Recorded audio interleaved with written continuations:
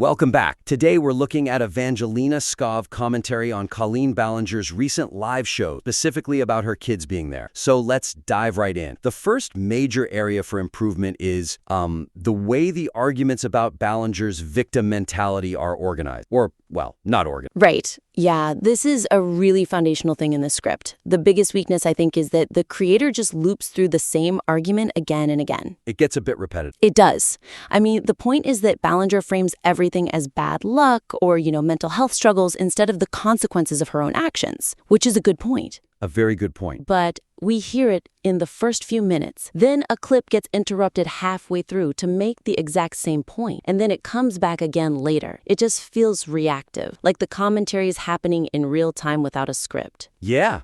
It's that classic commentary trap. You see something frustrating in a clip, and you have to jump in right away. Uh-huh. But for the audience, it really dilutes the impact. Instead of one big solid argument, it's like a bunch of little taps. And you can tell the creator knows it. Oh, absolutely. The broken record comment. Exactly. The creator literally says, I know I sound like a broken record. And look, if you find yourself saying that while you're recording, that's not a cue to apologize to the audience. No. It's a cue to yourself that the script needs another pass. It's an editing note.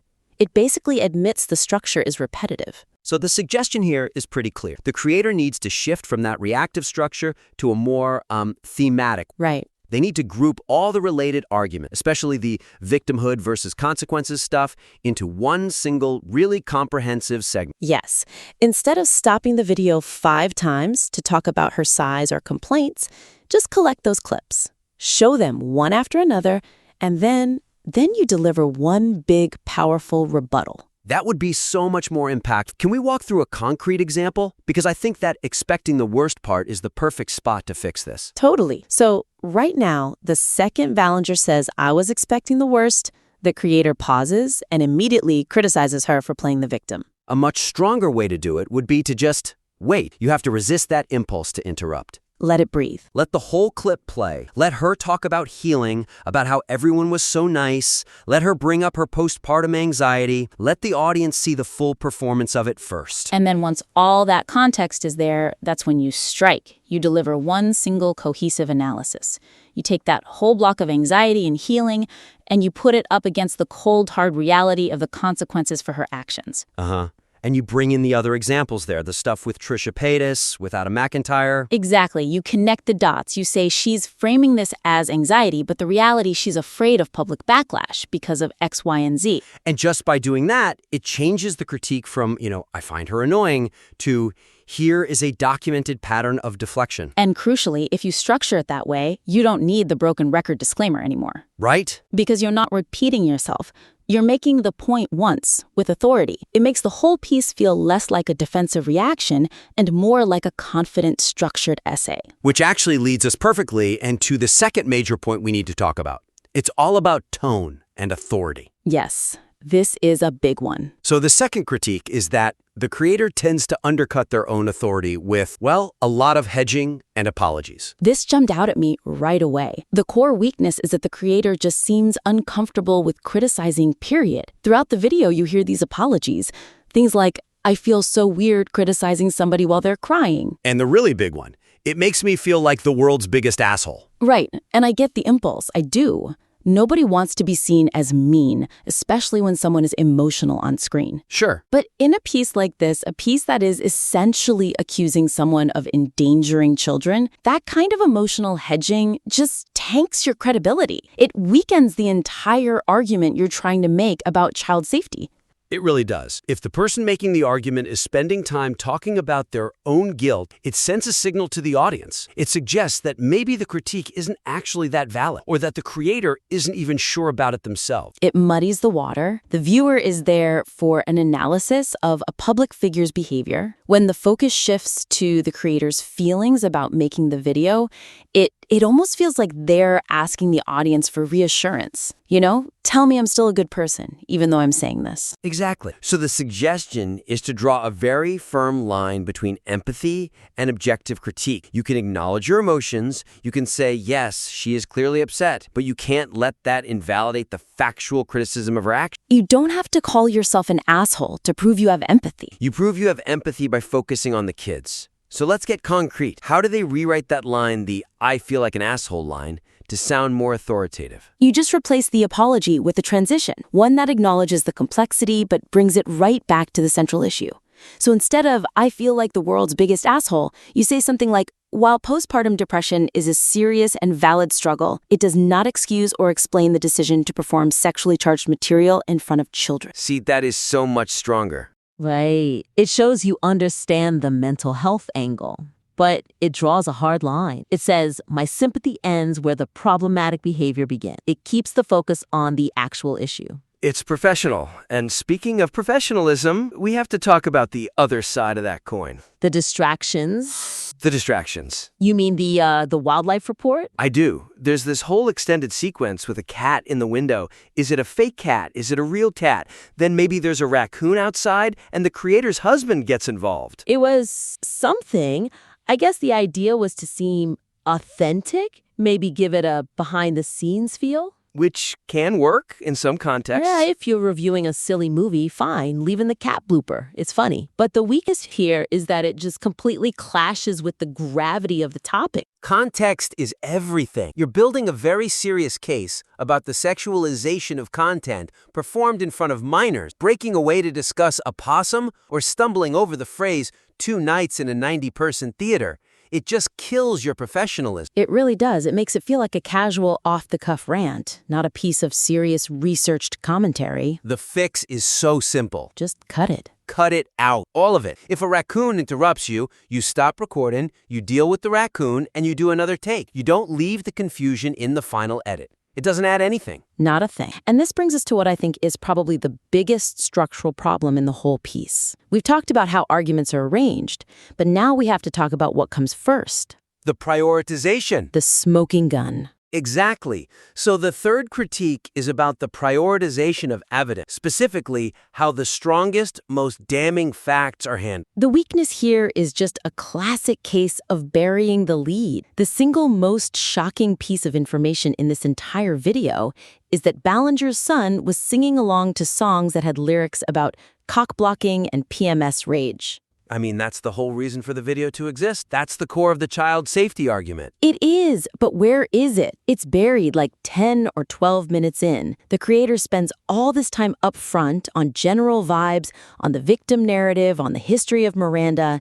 They're talking about opinions and feelings before they get to the new factual revelation. It's a huge strategic mistake. You start with the psychoanalysis, with her attitude or her crying, and you risk losing viewers who are just thinking, oh, it's just another drama video about her personality. They have to wade through all this speculation to get to the hard facts. So the suggestion is simple. You have to invert the entire structure. Front-load it. Front-load the unique, factual bombshells to hook the audience from second one. You have to earn the right to psychoanalyze someone, and you earn it by presenting the evidence first. So let's map that out. What does this new, improved version of the video actually look like at the beginning? Okay, so you open cold. No, hey guys, welcome back. Just the clip of Ballinger admitting her son has memorized all the lyrics. Boom, that's your first 10 seconds. The stakes are immediately set. That gets your attention instantly. Okay, and after that clip, Immediately after, you hit them with the list of known song top, the stuff that's currently mentioned way later in the video. You list them out, the song about religious trauma, the slow dance one, and you specifically name the PMS Rage cock-blocking song. you put that text right on the screen against the image of the child. Yes, the contrast is immediate and it's devastating. You're not just saying the show is inappropriate. You're proving it in the first minute. You show the difference between an innocent song about a dog in the park and the reality of these adult themes. And you do all of that before you get into the broader analysis of her needing validation. Right. That anchors the entire critique in fact first, speculation second. It changes the video from, I think she's weird, to here is what she actually did. And it makes all the later analysis of her victim mentality feel so much more calculated and sinister. It becomes a completely different, much more compelling piece of work. It's so much harder to just dismiss. Definitely. Okay, so finally, let's touch on the last piece, which is about fact-checking and general production polish. This is about how the creator handles corrections and outside information. Right, what I call the post-credits fallacy. The weakness is that the video ends with this little quick correction about a clip of Ballinger singing with Jim Caruso. The creator clarifies it was an open mic, not her live show. And the problem is just where it is. Putting a factual correction at the very end of a video after you've already said goodbye and pitched your subscribe button, it's totally ineffective. Nobody sees it. The vast majority of your audience has already clicked away. It just feels like an afterthought, like a legal disclaimer at the bottom of a contract. It says, I didn't care enough to fix this when it mattered, so here it is. And it wasn't just that one clip, was it? There was the Miffy thing. The Miffy situation, yeah. The creator actually stops the video to ask the audience, I forgot what Miffy is called in Dutch. They say they have it written down on their messy desk somewhere, but can't find it. Again, I'm sure the intention is to seem authentic and relatable. But in a critique that depends on you being smarter and more prepared than your subject, it just signals a lack of preparation. If you can't be bothered to find a piece of paper or just open a new tab and Google it, why should I trust your research on anything else? So the suggestion here is really simple. You integrate your corrections and your research into the main body of the content. You fix it in the edit. You don't just tack on a list of errors at the end. Okay, so let's give a concrete example for the Jim Caruso clip. If the creator figured out during the edit that they misattributed that clip, they don't have to scrap the whole point. No, not at all. They can just address it right there, during the segment where they're talking about her being unable to let go of the Miranda character. How would you phrase that? You just say something like, now if we look at this clip from an open mic with Jim Caruso, which is different from her ticketed show, we can still see how she relies on the Miranda persona even in a more casual setting. That is so much better. You turn a potential mistake into a more nuanced point about how pervasive the character is. It's seamless. And for Miffy? You just look it up. It's Nishche. It takes 10 seconds. Pause the recording, find the name, and then say the line correctly. Asking your audience to do the research for you in the comments is basically outsourcing your own authority. There was one more production thing, right? The TikTok. Yes, the TikTok of the family doing Miranda impressions. The creator talks about it like it's a key piece of evidence, but then they refuse to actually show it. They say it is just a load of children, and they don't want to show it. And the sentiment is good, protecting the kids, but the weakness is that you can't just describe a visual and say, trust me, this proves my point. It feels like hearsay. It leaves this big evidentiary gap in your argument. So what's the real solution there? You either show it, with the faces blurred if privacy is the concern. Or you just cut the reference entirely. If you can't support it visually, find a different piece of evidence. Describing a video you refuse to show is the worst of both worlds. It just makes the audience skeptical. So when you pull all these points together, the structure, the tone, the evidence, the polish, it feels like all the raw ingredients for a really great, powerful critique are already there. They are. The anger is righteous, the evidence about the lyrics is genuinely shocking, and the psychological analysis is pretty sharp. It just needs a better framework to hold it all together. First, structure your arguments thematic. Group your points about victimhood into one solid block, so you're not a broken record. Second, own your authority. Cut the distractions, no more cats or raccoons, and stop hedging. You don't need to apologize for making a valid critique. Third, lead with your strongest evidence. Get those inappropriate lyrics and the child's reaction in the first minute. Hook them with facts before you get to the feelings. And finally, polish your production. Integrate your fact checks. Don't tack on corrections at the end, and don't ask your audience to Google things for you.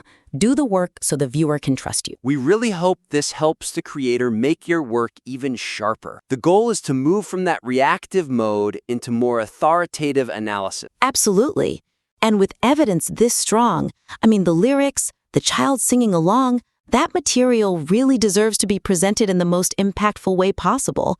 I'd be very interested to see their next piece. We invite the listener to submit their next draft for further. We would love to see how these changes get implemented. Until next time.